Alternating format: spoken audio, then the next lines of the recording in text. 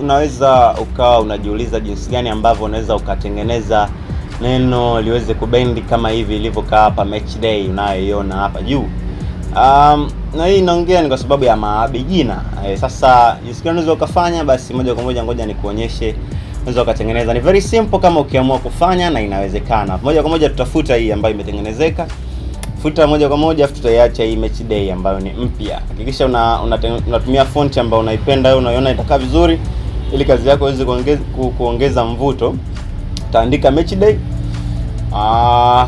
Alafu utabonyeza okay, utalikuza ili kuweka ukubwa fulani ambao unaonekana vizuri zaidi.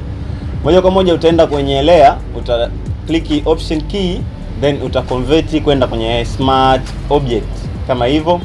Alafu baada ya hapo utabonyeza control T.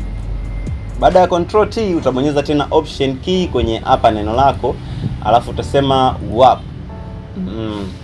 Itatokea kitu kama hicho hapo. Hakikisha kama unaweza kunyoosha vizuri, unaweza ukanyosha moja kwa moja. Kama unataka kutumia rula, unaweza ukachukua rula kama hivi ukaiweka kama hapo unapotaka wewe iishie nani yako.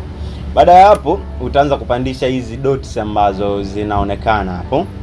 Utapandisha juu mpaka utakapoona wewe sema utapandisha hivyo, utapandisha dots hizo pap.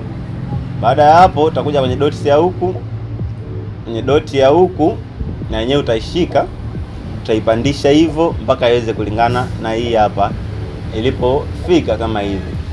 Ukishaangalia hapo utaona maneno yamebende hivi. Alafu huku unaweza ukavuta kidogo na huku ukavuta kidogo.